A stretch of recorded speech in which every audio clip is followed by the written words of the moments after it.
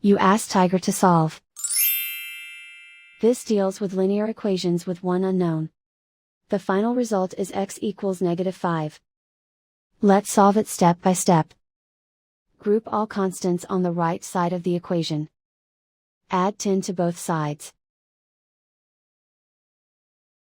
Simplify the arithmetic.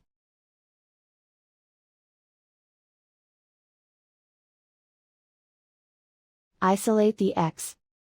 Divide both sides by 3. Simplify the fraction. Find the greatest common factor of the numerator and denominator. Factor out and cancel the greatest common factor. And so the final result is x equals -5.